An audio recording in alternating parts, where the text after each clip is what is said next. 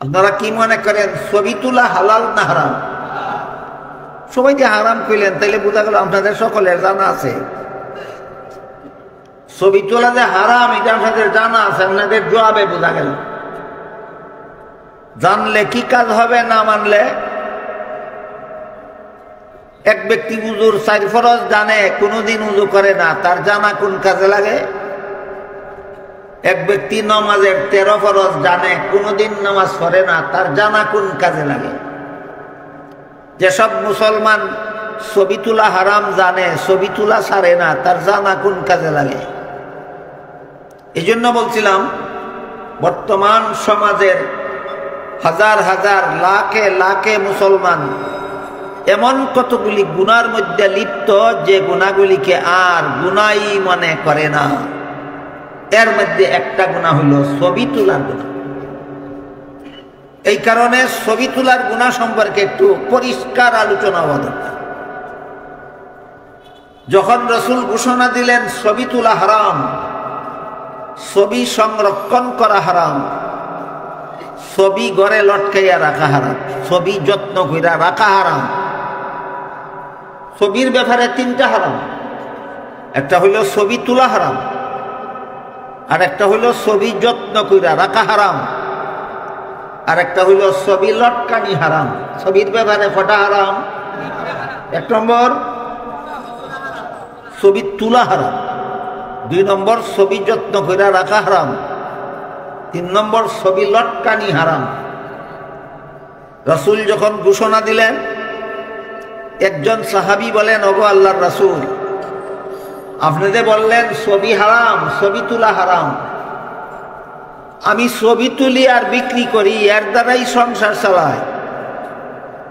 এখন ছবি তোলা যদি হারাম হয় তাহলে আমার তো আর কোনো ব্যবসা নাই, আমার তো আর কোনো রুজি রোজগার নাই, আয় ইনকাম নাই, আমার সংসার চলবো কিভাবে? জবাবে রাসূল করিম সাল্লাল্লাহু আলাইহি ওয়াসাল্লাম বলেন, আল্লাহর গোটা সৃষ্ট জগতের মধ্যে মাত্র 2টা ছবি হারাম, আর বাকি সব ছবি হালাল। একটা হলো মানুষের ছবি হারাম, আর একটা হলো জীব জানোয়ারের ছবি হারাম। এই 2টা ছবি হারাম।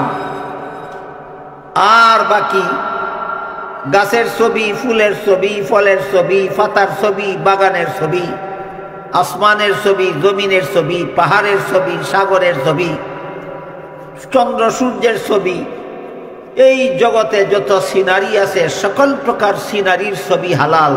সাফওয়ার বেছো, তুলোয়ার বেছো, ইচ্ছা মতো সংসার চালাও, মাত্র 2টা ছবি হারাম, মানুষের ছবি আর জীব জানোয়ারের ছবি হারাম। যে সমস্ত গুনাহকে আমাদের সমাজের বর্তমান হাজার হাজার লক্ষ লক্ষ কোটি কোটি মুসলমান যে সমস্ত গুনাহকে এখন আর গুনাহই মনে করে না, এর মধ্যে একটা গুনাহ হলো গান শোনার গুনাহ। কি শোনা? গান শোনার গুনাহ। বলেন তো আপনাদের সমাজে কোনো মুসলমান গান শুনে কিনা? গান শুনে। 2 নম্বর গুনাহ হইল, যেই গুনারে আর গুনাহ মনে করে না, সেইটা হইল বাজনা শোনার গুনাহ। বলেন তো আপনারা যেই সমাজে বাস করেন, এই সমাজের মুসলমানেরা ব্যাপকভাবে বাজনা শোনে কিনা? অন্য সময় তো গান বাজনা শোনার জন্য, আমি ছোটবেলায় দেখেছি এক সময় মানুষের গান বাজনা শোনার জন্য গ্রামের বাড়ির থেকে শহরে যাইতো সিনেমা হলে টিকিট কইরা ঢুকিয়া গান বাজনা শুনত। গেল এক জমানা, যে জমানায় মানুষ সিনেমায় গিয়া গান বাজনা শুনত। এরপরে আমদানি হইল টেলিভিশন। এখন আর গ্রাম থেকে শহরে যাইতে হয় না, টেলিভিশন যার যার ঘরের কোনায় ফিট করা আছে। গান বাজনা এখন টেলিভিশনেই শোনা যায়। এখন বর্তমানে আর টেলিভিশন লাগে না, এখন টাচ মোবাইল আমদানি হয়েছে। এখন গান শুনেন আর বাজনা শুনেন আর নর্তকীর নাচ দেখেন, না সিনেমার দরকার না টেলিভিশনের দরকার, যার যার পকেট টেলিভিশন যথেষ্ট। এটার নাম কি টেলিভিশন? Pocket television. এই পকেট টেলিভিশনের মধ্যে তিনটা গুনাহ বর্তমান সমাজের মুসলমানেরা এমন ভাবে করে, এইটারা আর গুনাহই মনে করে। পকেট টেলিভিশনের মাধ্যমে গান শুনে, পকেট টেলিভিশনের মাধ্যমে বাজনা শুনে, পকেট টেলিভিশনের মাধ্যমে নর্তকীর নাচ দেখে, আর এই পকেট টেলিভিশনের মাধ্যমে হারাম ছবি তুলে। আপনারা কি মনে করেন ছবি তোলা হালাল না হারাম? সবাই যে হারাম কইলেন তাইলে বোঝা গেল আপনাদের সকলের জানা আছে। ছবি তোলা যে হারাম এটা আপনাদের জানা আছে, আপনাদের জবাবে বোঝা গেল। জানলে কি কাজ হবে, না মানলে? এক ব্যক্তি উজুর 4 ফরজ জানে, কোনোদিন উজু করে না, তার জানা কোন কাজে লাগে? এক ব্যক্তি নামাজের 13 ফরজ জানে, কোনোদিন নামাজ পড়ে না, তার জানা কোন কাজে লাগে? যেসব মুসলমান ছবি তোলা হারাম জানে, ছবি তোলা ছাড়ে না, তার জানা কোন কাজে লাগে? এই জন্য বলছিলাম বর্তমান সমাজের হাজার হাজার লাখে লাখে মুসলমান এমন কতগুলি গুনার মধ্যে লিপ্ত যে গুনাহগুলিকে আর গুনাহই মনে করে না। এর মধ্যে একটা গুনাহ হলো ছবি তোলার গুনাহ। এই কারণে ছবি তোলার গুনাহ সম্পর্কে একটু পরিষ্কার আলোচনা হওয়া দরকার। যখন রাসূল ঘোষণা দিলেন ছবি তোলা হারাম, ছবি সংরক্ষণ করা হারাম, ছবি ঘরে লটকাইয়া রাখা হারাম, ছবি যত্ন কইরা রাখা হারাম। ছবির ব্যাপারে 3টা হারাম। একটা হইল ছবি তোলা হারাম, আর একটা হইল ছবি যত্ন কইরা রাখা হারাম, আর একটা হইল ছবি লটকানি হারাম। ছবির ব্যাপারে কটা হারাম?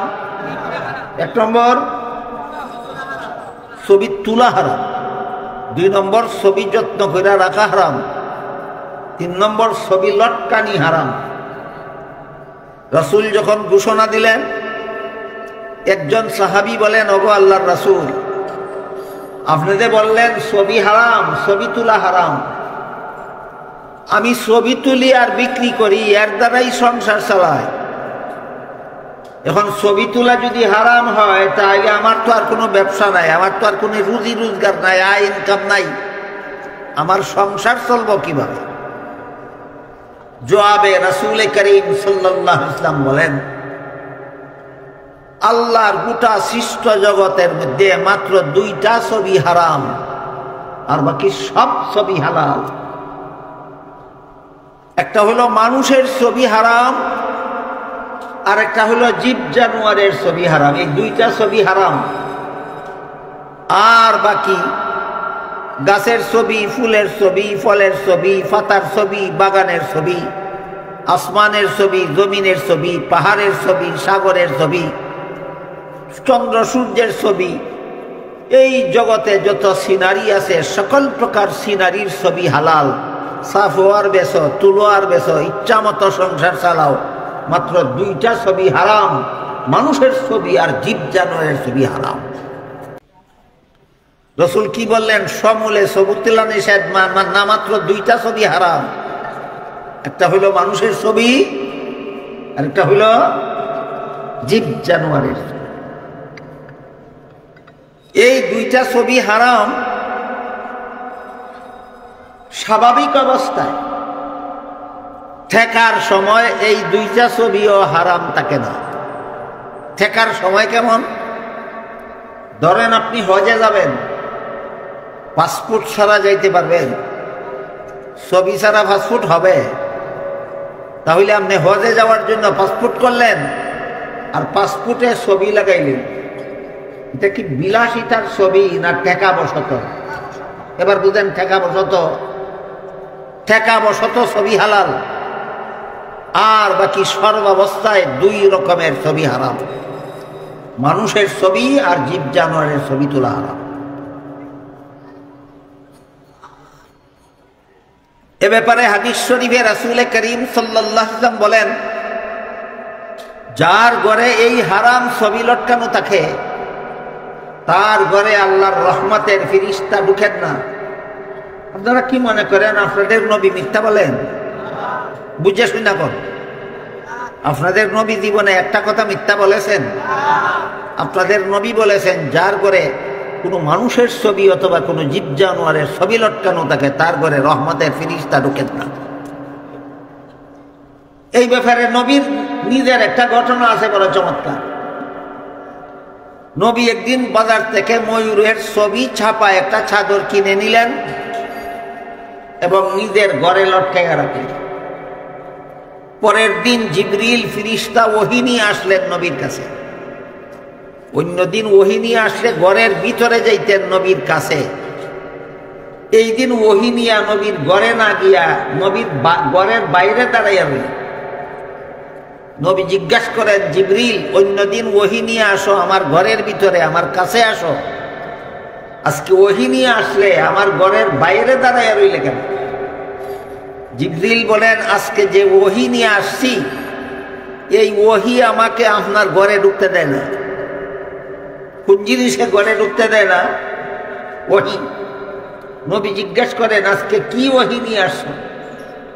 জিবরিল বলেন, আজকে ওহী নিয়ে আসছি যার ঘরে কোনো মানুষের ছবি অথবা কোনো জীব জানোয়ারের ছবি লটকানো থাকবে তার ঘরে আমি জিবরিল এবং আমার অধীনস্থ কোনো রহমতের ফিরিস্তা তার ঘরে প্রবেশ করা নিষেধ। এসে দেখি আপনার ঘরে ছবি লটকাই। ওহী নিয়ে আসলাম যার ঘরে ছবি লটকানো থাকবে তার ঘরে রহমতের ফিরিস্তা প্রবেশ নিষেধ। আইসা দেখি যার কাছে ওহী লই আইলাম তার ঘরে ছবি লটকাইল, ময়ূরের ছবি চাপা চাদর আপনার ঘরে লটকাইল। নবী বলেন, ও জিবরিল, ছবি লটকানি হারাম, ওহী নিয়ে আসছো আজকে। আর ছবি চাপা ময়ূর বাজার থেকে কিনছি আমি গতকাল। এই কথাটা ভালো রকম বুঝলেন। ছবি চাপা চাদর কিনছিলেন নবী আগের দিন, আর ছবি হারাম ওহী আসলো পরের দিন। হারাম হওয়ার পরের দিন চাদর কিনছিলেন না আগের দিন? নবী যেদিন ছবি চাপা চাদর কিনছিলেন সেদিন ছবি হারাম ছিল? হারাম ছিল। আজকে তুমি হারাম ওহী লই আইছো, কালকে কিনছি চাদর। এখন যে তুমি কও ছবি লটকানি হারাম, তাহলে আমার পয়সার কিনা চাদরটা কি কর? জিবরিল ঘরের বাইরে দাঁড়াইয়া বলেন, চাদরটাকে এমন ভাবে ছিঁড়ে টুকরা টুকরা করেন যেভাবে টুকরা টুকরা করলে ছবির প্রত্যেকটা ছবির কেল্লা যায় এক টুকরায় আর শরীর যায় আর এক টুকরায়। জিবরিলের কথা মতো নবী নিজের পয়সার কিনা চাদরটা এমন ভাবে ছিঁড়ে টুকরা টুকরা করলেন যে প্রত্যেকটা ছবির কেল্লা গেল এক টুকরায় আর শরীর গেল আরেক টুকরায়। তারপর জিবরিল ফিরিস্তা মুহাম্মদুর রাসূলুল্লাহর ঘরে প্রবেশ করে বললেন, আজকের থেকে কিয়ামত পর্যন্ত আপনার কোনো উম্মতের ঘরে কোনো ছবি লটকানো থাকলে কোনো রহমতের ফিরিস্তা ঢুকবে না। ওয়া নাশহাদু আল্লা ইলাহা ইল্লাল্লাহু ওয়াহদাহু লা শারীকা লাহু ওয়া নাশহাদু আন্না সাইয়্যিদানা ওয়া নাবিয়্যানা ওয়া মাওলানা মুহাম্মাদান আবদুহু ওয়া রাসূলুহু সাল্লাল্লাহু তাআলা আলাইহি ওয়া আলা আলিহি ওয়া আসহাবিহি ওয়া বারাকা ওয়া সাল্লাম। আম্মা বা'দু ফাআউযু বিল্লাহি মিনাশ শাইতানির রাজীম। বিসমিল্লাহির রাহমানির রাহিম। ইন্নাল্লাযীনা ইয়াগুদ্দুনা আসওয়াতাহুম ইনদা রাসূলিল্লাহি উলাইকাল্লাযীনা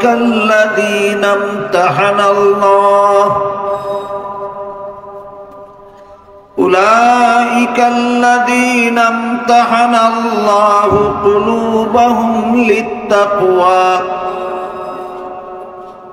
লাহুম মাগফিরাতুন ওয়া আজরুন আযীম। বারাকাল্লাহু লানা ওয়া লাকুম ফিল কুরআনিল আযীম ওয়া নাফা'না ওয়া ইয়্যাকুম বিল আয়াতি ওয়াদ যিকরিল হাকীম। হযরত উলামায়ে কেরাম, মুহতারাম হাজিরিন, এলাকার সর্বস্তরের মুসলমান ভাইয়েরা আমার, আশপাশের বাড়ি ঘরে পর্দার আড়ালে বসা আমার মা ও বোনেরা, পবিত্র কোরআনের সূরা হুজুরাতের ৩ নম্বর আয়াত আমি আপনাদের সামনে তিলাওয়াত করেছি। আয়াতটা নাযিল করেছিলেন আল্লাহ একটা ঘটনাকে কেন্দ্র করে। একবার রাসূল করিম সাল্লাল্লাহু আলাইহি ওয়াসাল্লামের দরবারে একটা পরামর্শ সভা বসেছিল। সেই সভায় নিজের স্বাধীন মতামত ব্যক্ত করতে গিয়া দুইজন সাহাবীর মধ্যে একটু কথা কাটাকাটি হয়ে গেছে।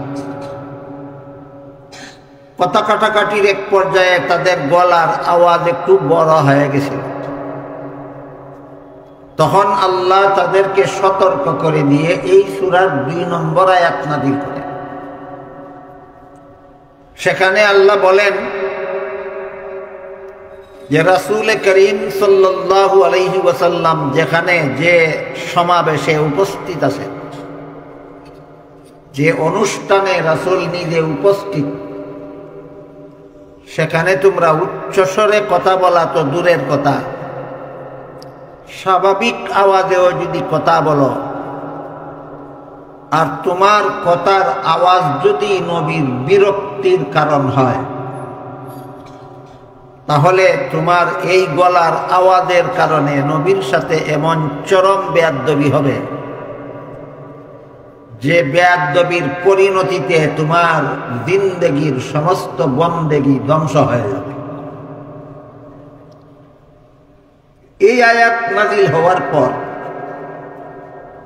সাহাবায়ে কেরাম এমন ভাবে সতর্ক হইলেন, এরপর থেকে রাসূলের কাছে কোনো সাহাবী গেলে রাসূল কোনো কথা জিজ্ঞাসা করলে এত আস্তে জবাব দিতেন যে অনেক সময় রাসূল বুঝতেই পারতেন না। অবস্থাটা বুঝে থাকলে আপনারা বলুন তো, অনিচ্ছাবশত ২ সাহাবীর যে ভুল হয়ে গেছিল, আল্লাহর পক্ষ থেকে সতর্ক করে দেওয়ার পরে তারা সংশোধন হয়েছিলেন কিনা? কিছু কম সংশোধন হয়েছিলেন না ১৬ আনা সংশোধন হয়েছিল। এমন সংশোধন হয়েছিলেন যে এখন তাদের কেউ, সাহাবাদের কেউ রাসূলের কাছে গেলে রাসূল কোনো কথা জিজ্ঞাসা করলে এত আস্তে জবাব দেন যে অনেক সময় রাসূলে বুঝতেই পারেন না। তাদের এই সংশোধন হওয়ার প্রতি সন্তুষ্ট হয়ে আল্লাহ পাক রব্বুল আলামিন সূরা হুজুরাতের ৩ নম্বর আয়াত নাযিল করেছেন। ৩ নম্বর আয়াত নাযিল করে আল্লাহ বলেন, ইন্নাল্লাযীনা ইয়াগুদ্দুনা আসওয়াতাহুম ইনদা রাসূলিল্লাহ। এর অর্থ হলো নিশ্চয়ই যারা আল্লাহর রাসূলের কাছে আস্তে কথা বলে। এতক্ষণের কথা যারা বুঝেছেন তারা একটু দয়া করে বলেন তো, রাসূলের কাছে গেলে আস্তে কথা বলে কারা? সাহাবায়ে। রাসূলের দরবারে গেলে আস্তে কথা বলে কারা? সাহাবায়ে। সাহাবায়ে কেরামের অতীত জীবনে, বিভিন্ন সাহাবীর অতীত জীবনে বিভিন্ন ভুল ত্রুটি গুনাহ খাতা হয়েছিল,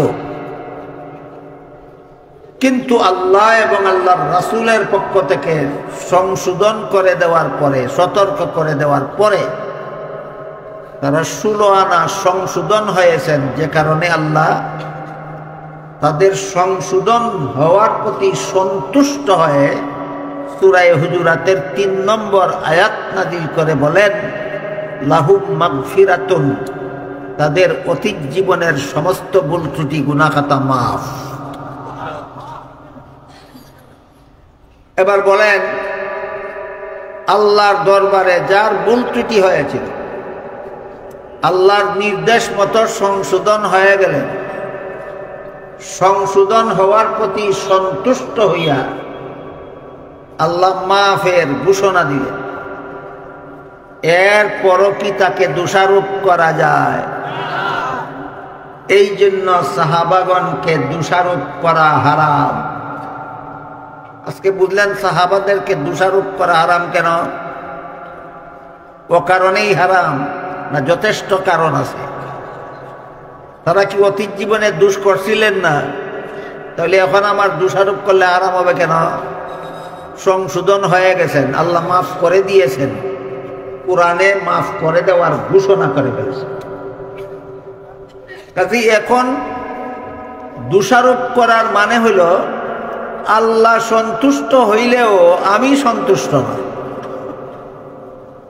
এই জন্য এক হাদিসে রাসূল করিম সাল্লাল্লাহু আলাইহি ওয়াসাল্লাম বলেন, ইযা রাআইতুমুল্লাযীনা ইয়াসুব্বুনা আসহাবী ফাকুলু লানাতুল্লাহি আলা শাররিকুম।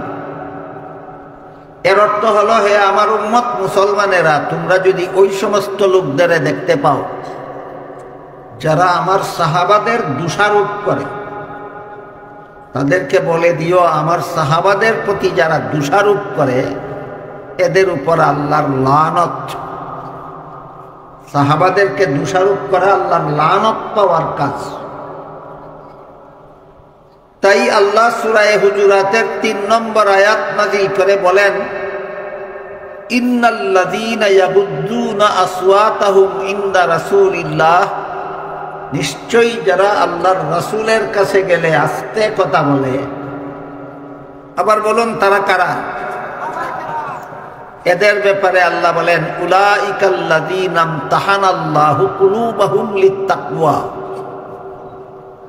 এদের অন্তরকে আল্লাহ তাকওয়ার ব্যাপারে পরীক্ষা করেছে।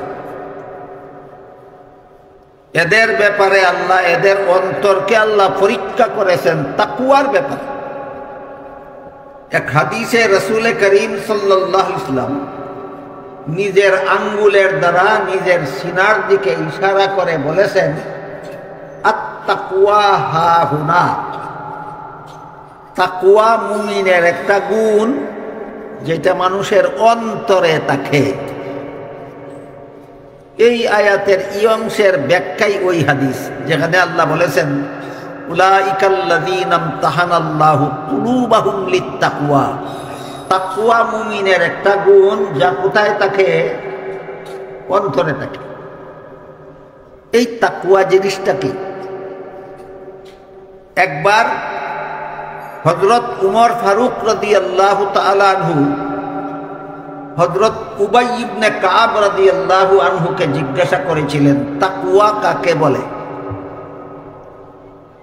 উবাই ইবনে কাব উমরের প্রশ্নের সরাসরি জবাব না দিয়া পাল্টা উমরকে জিজ্ঞাসা করলেন, আপনি কি কাঁটাদার গাছে ভরা জঙ্গল দেখেছেন কোনদিন? উমর বলেন, দেখেছি। উবাই বলেন, কাঁটাদার গাছে ভরা জঙ্গল দিয়ে গিয়েছেন কোনদিন? উমর বলেন, গিয়েছি। উবাই জিজ্ঞাসা করেন, যে জঙ্গল কাঁটাদার গাছে ভরা, এমন জঙ্গল দিয়ে গেলেন কিভাবে? উমর বলেন, এমন ভাবে শরীর কাপড় সামলে গিয়েছি যেন আমার গায়ে কোনো কাঁটা না লাগে। তখন উবাই বলেন, এইটার নামই তাকওয়া। এই উদাহরণের মর্ম হইল, গোটা দুনিয়াটাই অসংখ্য অগণিত গুনার কাঁটাদার গাছে ভরা একটা জঙ্গলের নাম। দুনিয়াটা একটা জঙ্গলের নাম, যে জঙ্গলের মধ্যে অসংখ্য অগণিত গুনার কাঁটাদার গাছে ভরা। এই গুনার কাঁটাদার গাছে ভরা জঙ্গল দুনিয়ার ভিতর দিয়া প্রতিটি মানুষের জান্নাতে যাওয়ার পর দুনিয়ার বাইরে দিয়া কেউ জান্নাতে যেতে পারে। এখনো যারা দুনিয়াতে আসে নাই, ডাইরেক্ট যেতে পারবে জান্নাতে, না দুনিয়াতে এসে যেতে হবে? তাহলে বলেন, মানুষের প্রত্যেকটা মানুষের জান্নাতে যাওয়ার পথ দুনিয়ার বাইরে দিয়া না দুনিয়ার ভিতর দিয়া? এই দুনিয়ার ভিতর দিয়া যে তুমি জান্নাতে যাইবা, এই দুনিয়ার জঙ্গলটা পার হওয়ার সময় যদি কোনো গুনাহ তোমার সাথে কবরে না যায়, তাইলে তুমি তাকওয়াওয়ালা ঈমানদার। তাহলে তাকওয়ার মর্ম দাঁড়াইল গুনাহমুক্ত। গুনাহমুক্ত হওয়ার নাম মুমিনের গুণ। মুমিনের যে গুণটা গুনাহমুক্ত করে তাকে, ওই গুণটাকে কোরআনের ভাষায় তাকওয়া বলা হয়। গুনাহমুক্ত গুণের নাম তাকওয়া। গুনাহমুক্ত গুণের নাম তাকওয়া। কেন? গুনাহ মানুষকে জাহান্নামের শাস্তির যোগ্য বানায়। গুনাহ মানুষকে জাহান্নামের শাস্তির যোগ্য বানায়। অগত্যা কেউ যদি অতীত জীবনে গুনাহ করে ফেলে থাকে আর সে যদি জাহান্নাম থেকে মুক্তি পেতে চায়, তাহলে সাহাবাগণ যেভাবে সংশোধন হয়েছিলেন সেইভাবেই সংশোধন হতে হবে। সাহাবাদেরকে আল্লাহ যেভাবে ক্ষমা করেছিলেন সেইভাবেই আল্লাহর কাছ থেকে ক্ষমা লাভ করতে হবে। আমার কথাগুলি যদি বুঝা থাকেন তাহলে বলুন তো, বর্তমান সমাজের মুসলমান কোনো না কোনোভাবে গুনায় লিপ্ত আছে কিনা? গুনায় লিপ্ত থাকার নাম তাকওয়া না গুনাহ মুক্ত হওয়ার নাম তাকওয়া? গুনাহ হইল জাহান্নামের পথ আর তাকওয়া হলো জান্নাতের। কথা যদি বুঝেন তাহলে বলেন, জাহান্নামের পথে চলতে চান না জান্নাতের পথে চলতে চান? তাইলে গুনায় লিপ্ত থাকলে জান্নাতের পথে চলা হবে না গুনাহমুক্ত হতে হবে? গুনাহমুক্ত হতে হলে সাহাবাগণ যেভাবে তওবা করে গুনাহ ছেড়ে দিয়েছিলেন সেইভাবে আমাদেরও তওবা করে গুনাহ ছেড়ে দিতে হবে। তখন আল্লাহ সাহাবাদেরকে যেভাবে মাফ করে দিয়েছিলেন আমাদেরকে সেইভাবেই মাফ করে দেবে। কিন্তু সমস্যা হলো, আমার অভিজ্ঞতা মতে, আমার তদন্ত অনুসারে, আমার যাচাই বাছাই অনুসারে আমাদের সমাজের মুসলমান ব্যাপকভাবে এমন কতগুলি গুনায় লিপ্ত যে গুনাহগুলি করতে করতে করতে করতে এখন এটা যে গুনাহ সেই কথা স্মরণই নেই। এখন যে গুনাহ করে আর গুনাহ মনে করে না, গুনাহ মনে না করে গুনাহ করে, এটা গুনাহ মনে করে না। গুনারে যদি গুনাই মনে করে না তাইলে তওবা করবে না, গুনাহকে গুনাহ মনে করলে তওবা করবে। গুনারে যদি গুনাই মনে করে না তওবা করবে কোন সময়, আর তাকওয়া হাসিল হবে কোন সময়, আর জান্নাতে যাবে কোন সময়? যে সমস্ত গুনাহকে আমাদের সমাজের বর্তমান হাজার হাজার লক্ষ লক্ষ কোটি কোটি মুসলমান যে সমস্ত গুনাহকে এখন আর গুনাই মনে করে না, এর মধ্যে একটা গুনাহ হলো গান শোনার গুনাহ। কি শোনা? গান শোনার গুনাহ। বলেন তো আপনাদের সমাজে কোনো মুসলমান গান শুনে কিনা? গান শুনে। 2 নম্বর গুনাহ হইল যেই গুনারে আর গুনাহ মনে করে না, সেইটা হইল বাজনা শোনার গুনাহ। বলেন তো আপনারা যেই সমাজে বাস করেন এই সমাজের মুসলমানেরা ব্যাপকভাবে বাজনা শোনে কিনা? অন্য সময় তো গান বাজনা শোনার জন্য, আমি ছোটবেলায় দেখেছি এক সময় মানুষের গান বাজনা শোনার জন্য গ্রামের বাড়ির থেকে শহরে যাইতো সিনেমা হলে টিকিট কইরা ঢুকিয়া গান বাজনা শুনত। গেল এক জমানা, যে জমানায় মানুষ সিনেমায় গিয়া গান বাজনা শুনত। এরপরে আমদানি হইল টেলিভিশন। এখন আর গ্রাম থেকে শহরে যাইতে হয় না, টেলিভিশন যার যার ঘরের কোনায় ফিট করা আছে। গান বাজনা এখন টেলিভিশনেই শোনা যায়। এখন বর্তমানে আর টেলিভিশন লাগে না, এখন টাচ মোবাইল আমদানি হয়েছে। এখন গান শুনেন আর বাজনা শুনেন আর নর্তকীর নাচ দেখেন, না সিনেমার দরকার না টেলিভিশনের দরকার, যার যার পকেট টেলিভিশন যথেষ্ট। এটার নাম কি টেলিভিশন? Pocket television. এই পকেট টেলিভিশনের মধ্যে 3টা গুনাহ বর্তমান সমাজের মুসলমানেরা এমন ভাবে করে এইটারা আর গুনাহই মনে করে না। পকেট টেলিভিশনের মাধ্যমে গান শুনে, পকেট টেলিভিশনের মাধ্যমে বাজনা শুনে, পকেট টেলিভিশনের মাধ্যমে নর্তকীর নাচ দেখে, আর এই পকেট টেলিভিশনের মাধ্যমে হারাম ছবি তুলে। আপনারা কি মনে করেন ছবি তোলা হালাল না হারাম? সবাই যে হারাম কইলেন তাইলে বোঝা গেল আপনাদের সকলের জানা আছে। ছবি তোলা যে হারাম এটা আপনাদের জানা আছে, আপনাদের জবাবে বোঝা গেল। জানলে কি কাজ হবে, না মানলে? এক ব্যক্তি উজুর 4 ফরজ জানে, কোনোদিন উজু করে না, তার জানা কোন কাজে লাগে? এক ব্যক্তি নামাজের 13 ফরজ জানে, কোনোদিন নামাজ পড়ে না, তার জানা কোন কাজে লাগে? যেসব মুসলমান ছবি তোলা হারাম জানে, ছবি তোলা ছাড়ে না, তার জানা কোন কাজে লাগে? এই জন্য বলছিলাম বর্তমান সমাজের হাজার হাজার লাখে লাখে মুসলমান এমন কতগুলি গুনার মধ্যে লিপ্ত যে গুনাহগুলিকে আর গুনাই মনে করে না। এর মধ্যে একটা গুনাহ হলো ছবি তোলার গুনাহ। এই কারণে ছবি তোলার গুনাহ সম্পর্কে একটু পরিষ্কার আলোচনা হওয়া দরকার।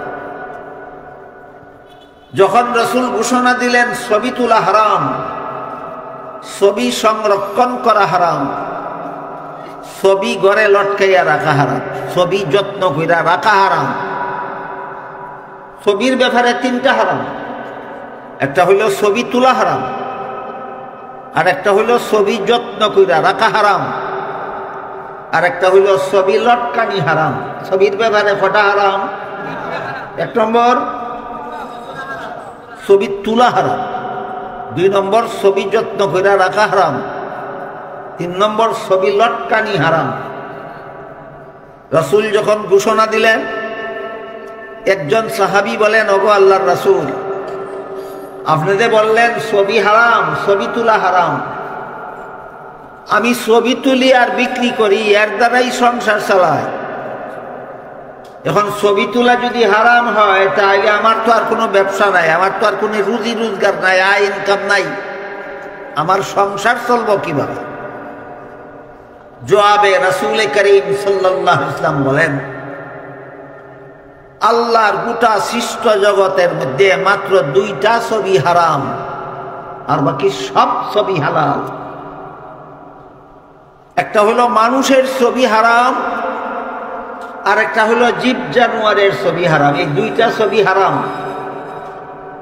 আর বাকি গাছের ছবি, ফুলের ছবি, ফলের ছবি, পাতার ছবি, বাগানের ছবি, আসমানের ছবি, জমিনের ছবি, পাহাড়ের ছবি, সাগরের ছবি, চন্দ্র সূর্যের ছবি, এই জগতে যত সিনারি আছে সকল প্রকার সিনারির ছবি হালাল। সাফওয়ার বেছো, তুলোয়ার বেছো, ইচ্ছা মতো সংসার চালাও, মাত্র 2টা ছবি হারাম, মানুষের ছবি আর জীব জানোয়ারের ছবি হারাম। রাসূল কি বললেন? সমূলে ছবি তোলা নিষেধ, না মাত্র 2টা ছবি হারাম। একটা হইল মানুষের ছবি, আর একটা হইল জীব জানোয়ারের। এই 2টা ছবি হারাম। স্বাভাবিক অবস্থায় ঠেকার সময় এই 2টা ছবিও হারাম থাকে না। ঠেকার সময় কেমন? ধরেন আপনি হজে যাবেন, পাসপোর্ট ছাড়া যাইতে পারবেন? ছবি ছাড়া পাসপোর্ট হবে?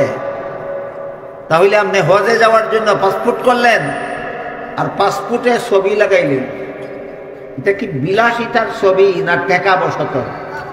এবার বুঝেন, ঠেকা বসত।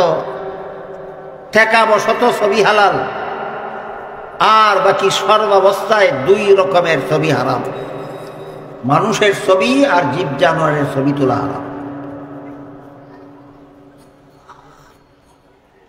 এ ব্যাপারে হাদিস শরীফে রাসূল করিম সাল্লাল্লাহু আলাইহি ওয়াসাল্লাম বলেন, যার ঘরে এই হারাম ছবি লটকানো থাকে তার ঘরে আল্লাহর রহমতের ফেরেশতা ঢুকেন না। আপনারা কি মনে করেন আপনাদের নবী মিথ্যা বলেন? বুঝে শুনে কর, আপনাদের নবী জীবনে একটা কথা মিথ্যা বলেছেন? আপনাদের নবী বলেছেন, যার ঘরে কোনো মানুষের ছবি অথবা কোনো জীব জানোয়ারের ছবি লটকানো থাকে তার ঘরে রহমতের ফেরেশতা ঢোকেন না। এই ব্যাপারে নবীর নিজের একটা ঘটনা আছে বড় চমৎকার। নবী একদিন বাজার থেকে ময়ূরের ছবি ছাপা একটা চাদর কিনে নিলেন এবং নিজের ঘরে লটকাইয়া রাখলেন। পরের দিন জিবরিল ফিরিস্তা ওহী নিয়ে আসলেন নবীর কাছে। অন্যদিন ওহী নিয়ে আসলে ঘরের ভিতরে যাইতেন নবীর কাছে, এই দিন ওহী নিয়া নবীর ঘরে না গিয়া নবীর ঘরের বাইরে দাঁড়াইয়া রইলেন। নবী জিজ্ঞাসা করেন, জিবরিল, অন্যদিন ওহী নিয়ে আসো আমার ঘরের ভিতরে, আমার কাছে আসো, আজকে ওহী নিয়ে আসলে আমার ঘরের বাইরে দাঁড়াইয়া রইলে কেন? জিবরিল বলেন, আজকে যে ওহী নিয়ে আসছি এই ওহী আমাকে আপনার ঘরে ঢুকতে দেয় না।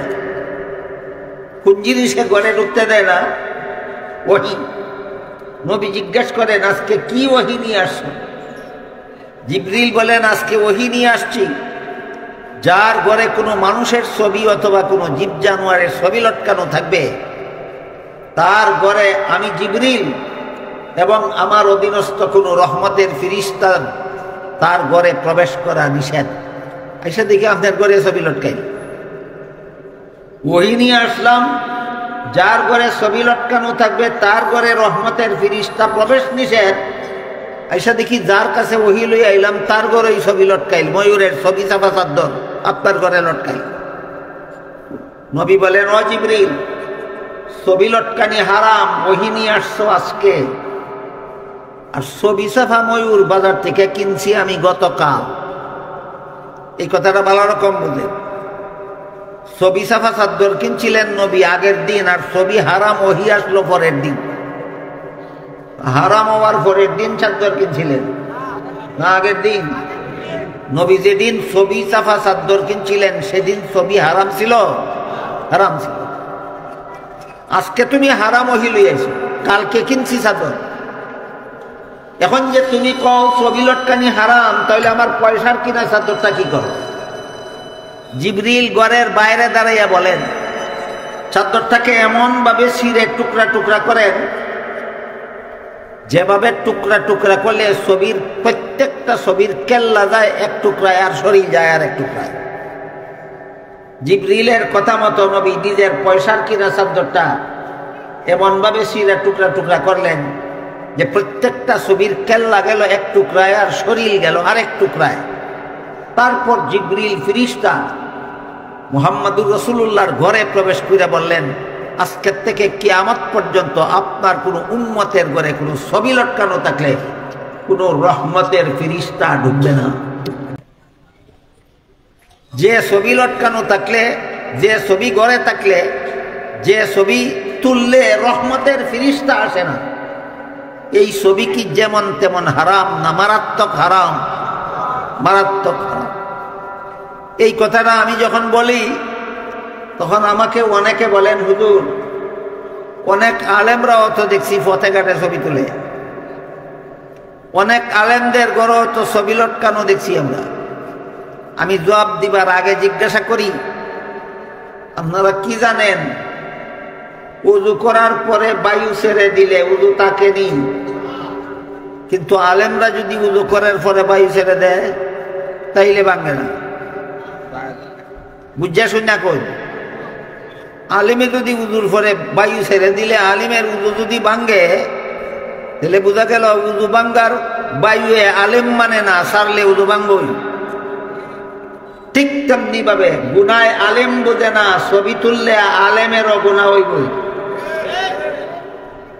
আমি জিজ্ঞাসা করি, কোনো আলেম যদি নিজের গলায় ফাঁস লাগাইয়া মরে, সেই আলিমের অনুসরণে সাধারণ মুসলমানকে গলায় ফাঁস লাগাইয়া মরার জন্য আল্লাহ হুকুম দিছেন না? এই আলিমের অনুসরণ করা যাবে না। কি বুঝেন? একজন আলিম গলায় ফাঁস লাগাইয়া মরছে, হারাম কাজ করছে, তার অনুসরণে আমরাও হারাম কাজ করব? কাজে কোনো আলেম যদি পথে ঘাটে হারাম ছবি তুলে তার অনুসরণে আমরাও হারাম কাজ করব? এই মৌলবীরে ইচ্ছা মতো জাহান্নামে যাইতে দেন, নিজেকে জাহান্নাম থেকে বাঁচান। যে মৌলবী পথে ঘাটে বিলাসিতার ছবি তুলে হারাম জাহান্নামের পথে চলে, এই মৌলবীরে ইচ্ছা মতো জাহান্নামে যাইতে দেন, আপনি নিজেকে জাহান্নাম থেকে বাঁচান। এই মৌলবীর অনুসরণ বন্ধ করুন।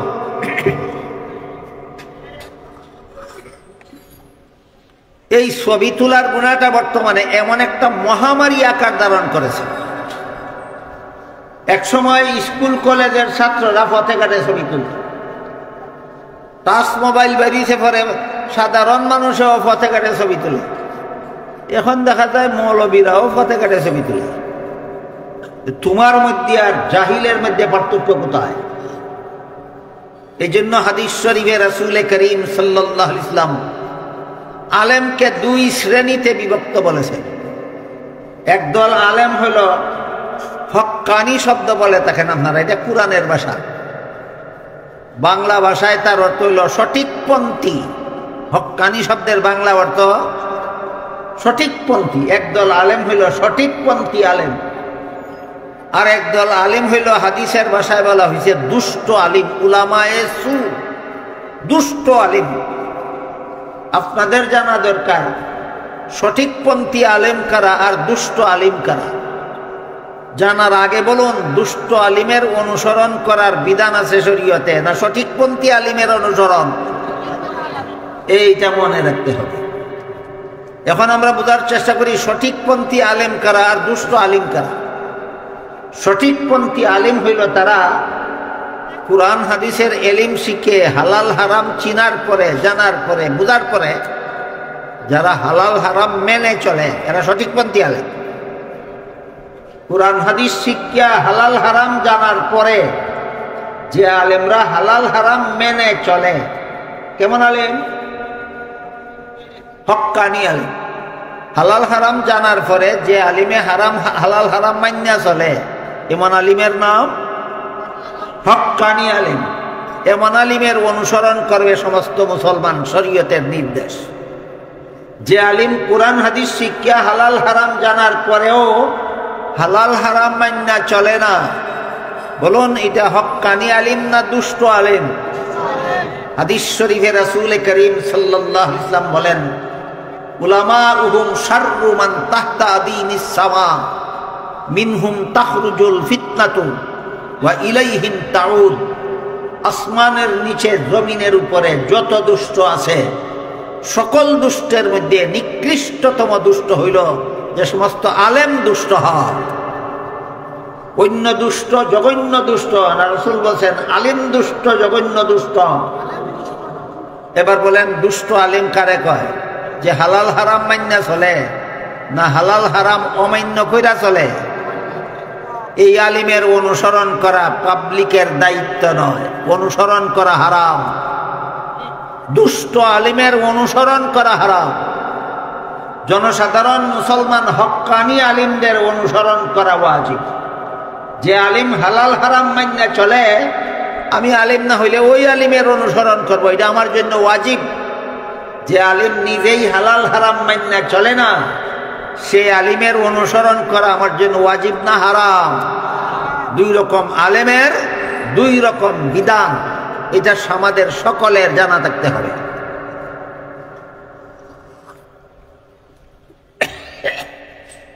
এবার কথা সামনের দিকে নিন। আল্লাহ পাক রব্বুল আলামিন বলেন, ইন্নাল্লাযীনা ইয়াগুদ্দুনা আসওয়াতাহুম ইনদা রাসূলিল্লাহ উলাইকাল্লাযীনা ইমতাহানাল্লাহু কুলুবাহুম লিত্তাকওয়া।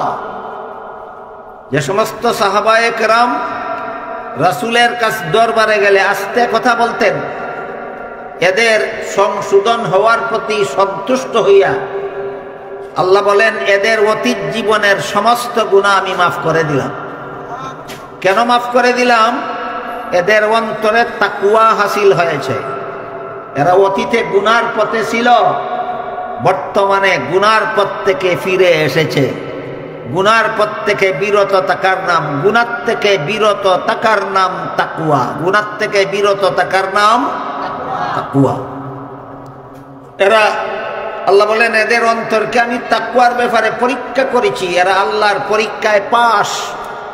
ঠিক তেমনি ভাবে কিয়ামত পর্যন্ত যে সমস্ত ছাত্ররা মাদ্রাসায় কোরআন হাদিস শিখবে, এরা যদি গুনার পথ ছেড়ে দিয়ে তাকওয়া হাসিল করে, সাহাবায়ে কেরাম যেভাবে আল্লাহর পরীক্ষায় পাস, এই সমস্ত মাদ্রাসার ছাত্ররাও সেইভাবে আল্লাহর পরীক্ষায় পাস। বলেন মাদ্রাসার ছাত্ররা গুনায় লিপ্ত থাকলে আল্লাহর পরীক্ষায় ফাঁস, না গুনাহ মুক্ত হইলে আল্লাহর পরীক্ষায় ফাঁস? এইরকম মাদ্রাসার ছাত্র কাম্য। মাদ্রাসায় কোরআন হাদিস কেন পড়ো? গুনাহমুক্ত জীবন গড়ার জন্য। বলুন, মাদ্রাসায় ছাত্র কেন পড়ে? গুনাহমুক্ত জীবন গড়ার জন্য। কেন পড়ে? গুনাহমুক্ত জীবন গড়ার জন্য। এরপরে কথা হলো মাদ্রাসায় ছাত্র পড়ে গুনাহমুক্ত জীবন গড়ার জন্য। আপনারা মাদ্রাসার ওয়াজ মাহফিলে কেন আসেন? এটার জবাব এখান থেকেই জেনে যাওয়া দরকার। আল্লাহ পাক রব্বুল আলামিন মাদ্রাসা পড়ুয়া আলেমদের দুইটা দায়িত্ব কোরআনে চিহ্নিত করে দিয়েছেন।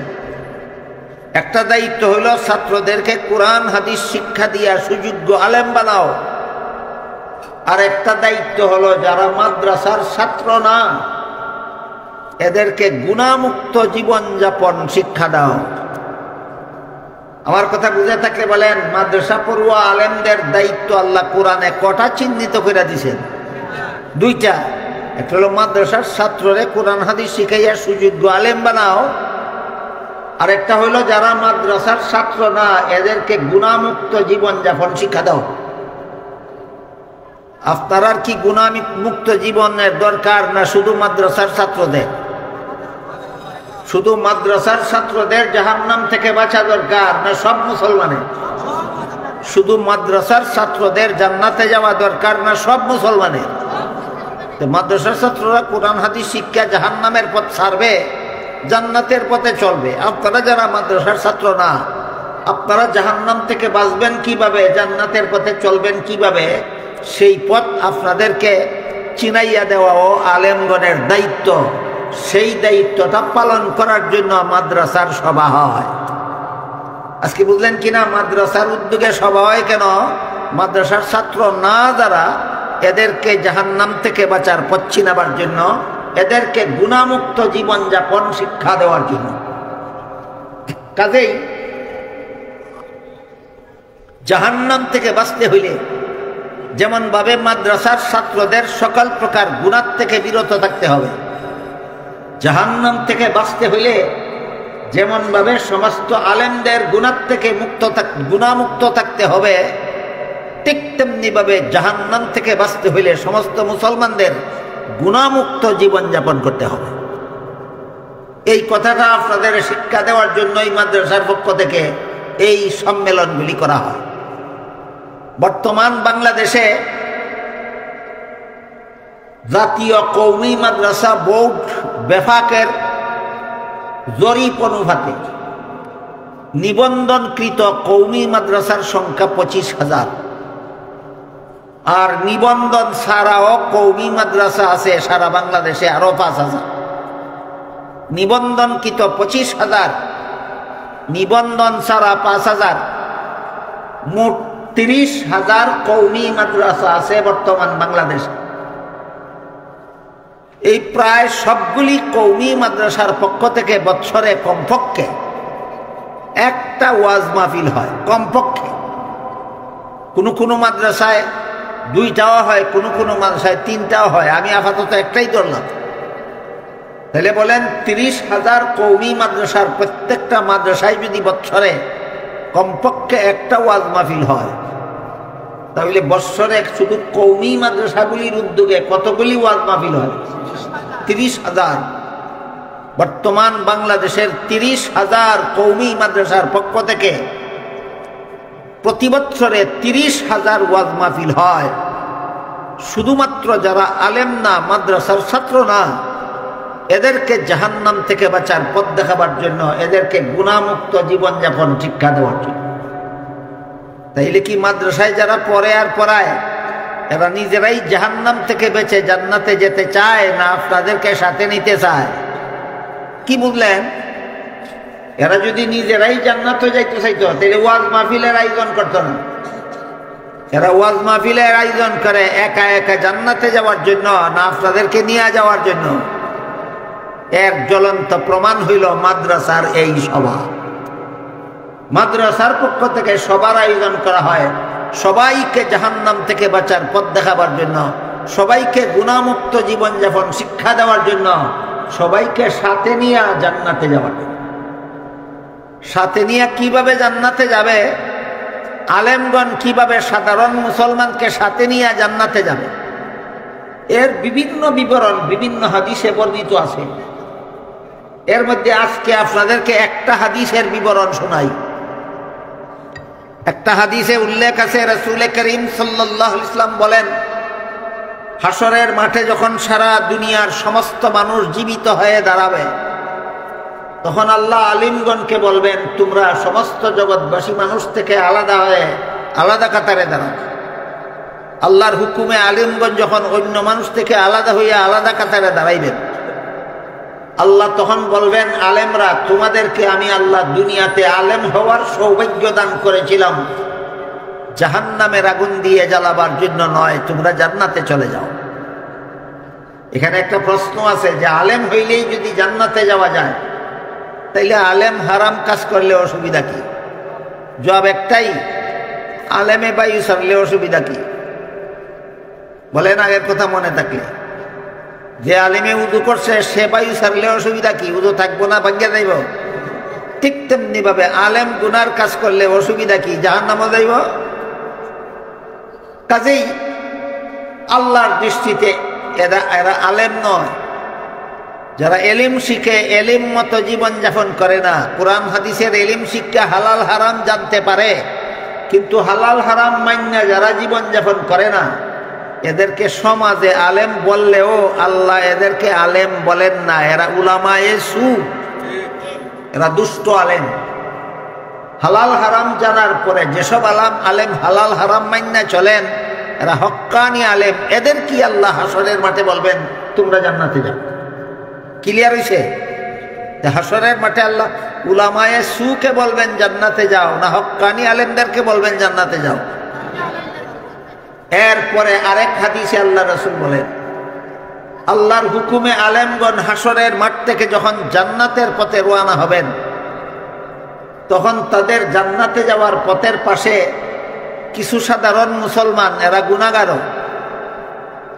এরা পিছন থেকে ডাকবে আর বলবে, হুজুর, আমার গুনার কারণে আল্লাহ আমাকে হুকুম দিয়া দিয়েছেন জাহান্নামে যাওয়ার জন্য, কিন্তু আমি দুনিয়াতে আপনাকে মহব্বত করতাম। মহব্বত যে করত, যে প্রমাণ দিতে গিয়া কেউ কইব আপনারা এক গ্লাস পানি পান করেছিল। আলেমকে যে মহব্বত করতো, এটা প্রমাণ দিতে গিয়া কেউ কইব আমি আপনাকে এক বদনা উদুর পানির ব্যবস্থা করে দিয়েছিলাম, কিন্তু আজকে আমার গুনার কারণে আল্লাহ আমাকে জাহান্নামে যাওয়ার হুকুম দিয়া দিয়েছে। তখন আল্লাহর রাসূল বলেন, আলেমগণ নিজেদের জান্নাতে যাওয়া বিরতি দিয়া দাঁড়িয়ে যাবেন। তারা ভাববেন যে আমার জান্নাতে আমি পরে যাই, শেষ চেষ্টা করে দেখি গুনাহগার মুসলমানটাকে জাহান্নাম থেকে বাঁচানো যায় কিনা। এই চিন্তা করে আলেমগণ নিজেদের জান্নাতে যাওয়া বিরতি দিয়া দাঁড়িয়ে যাবেন। কি জন্য? নিজের স্বার্থে, না গুনাহগার মুসলমানদেরকে জাহান্নাম থেকে বাঁচাবার উদ্দেশ্যে? এই জন্য অন্য হাদিসে উল্লেখ আছে, আল্লাহ রাসূল বলেছেন, আল্লাহ এবং আল্লাহর রাসূলের পরে আলেমগণের চেয়ে বড় জনদরদি জগতে আর কেউ নাই। আল্লাহ এবং আল্লাহ রাসূলের পরে আলেমগণের চেয়ে বড় জনদরদি জগতে আর কেউ নাই। কিন্তু আমাদের সমাজে দেখা যায় আলেমদেরকে নানাভাবে গালিগালাজ করে, আলেমদেরকে নানাভাবে নিন্দা করে, তিরস্কার করে, আলেমদের নানাভাবে আলেমদের মিথ্যা বদনাম রটায়। এরাই নির্বাচনের সময় যখন পোস্টার ছাপায়, তখন এদের নামে লেখে জনদরদি। আল্লাহ রাসূল বলেন, আলেমের চেয়ে বড় জনদরদি নেই। আর তুমি আলিমরে গালাগালি কইরা জনদরদি হইছ না, বন্ড জনদরদি। এই সমস্ত জনদরদি নয়। বিশেষ করে নির্বাচনের আগে যারা কয় আমাকে ভোট দিয়ে আপনাদের সেবা করার সুযোগ দিন, কয় কি নির্বাচনের পরে সেবার দন্তস্ব একার সে বয়ে আকার ছিল, বয়ে আকার ভালাইয়া বয়ের পরে দেয় দৈন্তন্য, দন্তস্ব একার সে ব দৈন্তন্য। নির্বাচনের আগের নাম সেবা আর নির্বাচনের পরের নাম সেবন। এই রকম নির্বাচন যারা করে এরা বন্ড জনদরদি। এরকম নির্বাচন যারা করে এরা কেমন জনদরদি? বন্ড জনদরদি। যে নবী না হইয়া নবী দাবি করে তার নাম বন্ড নবী। যে পীর না হইয়া পীর দাবি করে সে বন্ড পীর। যে সুন্নি না হইয়া সুন্নি দাবি করে সে বন্ড সুন্নি। যে জনদরদি না হইয়া জনদরদি দাবি করে বন্ড জনদরদি। এই জন্য আমাদের সকল প্রকার বন্ডদের ব্যাপারে সতর্ক থাকতে হবে। এইরকম বন্ডামি করার নাম জনদরদি হওয়া নয়। আল্লাহর রাসূল হাদিস শরীফে বলেছেন, আল্লাহ এবং আল্লাহর রাসূলের পরে আলেমগণের চেয়ে বড় জনদরদি জগতে আর কেউ নাই। এক জ্বলন্ত প্রমাণ। রাসূল বলেন, আলেমগণ যাচ্ছিলেন নিজেদের জান্নাতে, গুনাহগার মুসলমানদেরকে আল্লাহ জাহান্নামে যাওয়ার হুকুম দিয়া দিয়েছেন শূন্য, নিজের জান্নাতে যাওয়া বিরতি দিয়ে দাঁড়িয়ে যাবে আল্লাহর কাছে সুপারিশ করার জন্য। এলা বন্ড জনদরদি না সত্যিকার জনদরদি? কাজেই রাসূল যে বলছেন আলেমদের চেয়ে বড় জনদরদি জগতে আর কেউ নেই, এর বাস্তব প্রমাণ। রাসূল বলেন, আলেমগণ দাঁড়িয়ে আল্লাহকে বলবেন, আল্লাহ এই লোকটা ঠিকই বলেছে, আমাকে মহব্বত করতো, এই জন্যই একদিন এক গ্লাস পানি পান করাইছিল। ওই লোকটা ঠিকই বলেছে, আমাকে মহব্বত করতো, এই জন্য একদিন আমাকে নামাজের সময় উজুর পানির ব্যবস্থা করে দিয়েছে। আল্লাহ বলবেন, হে আলেমগণ, এদের গুনার কারণে আমি এদেরকে জাহান্নামে যাওয়ার আদেশ করেছিলাম, কিন্তু তোমরা যেহেতু সাক্ষী দিলে যে তোমাদেরকে মহব্বত করত, তোমাদের সাথে সুসম্পর্ক ছিল, এই খাতিরে আমি এদেরকে মাফ করে দিলাম। আলেমরা তোমরাও জান্নাতে যাও, এদেরকে সাথে নিয়ে যাও। কাহিনী বুঝে থাকলে এবার বলুন, মাদ্রাসায় যারা পড়ে আর পড়ায় এরা আপনাদেরকে ফেলে একা একা জান্নাতে যেতে চায়, এই জন্য সবার আয়োজন করে না আপনাদেরকে নিয়ে যেতে চায়? তাইলে মাদ্রাসার সভা কেন? এরা একা জান্নাতে যেতে চায় না, আপনাদেরকে নিয়ে যেতে চায়। এর জ্বলন্ত প্রমাণ হাসরের মাঠের সেই ঘটনা। আল্লাহর রাসূল বলে গেছেন, হাসরের মাঠে এই ঘটনা ঘটবে। আলেমগণ একা জান্নাতে যাবেন না, জনগণকে সাথে নিয়ে যাবেন। কাজেই আল্লাহ আপনাদের আমাদের সবাইকে এই তাকওয়া জীবন, তাকওয়াওয়ালা জীবন গড়ার মাধ্যমে, গুনাহমুক্ত জীবন গড়ার মাধ্যমে আলেমদের সাথী হইয়া দুনিয়াতে, আখিরাতে জান্নাতে আলেমদের সাথী হওয়ার তৌফিক দান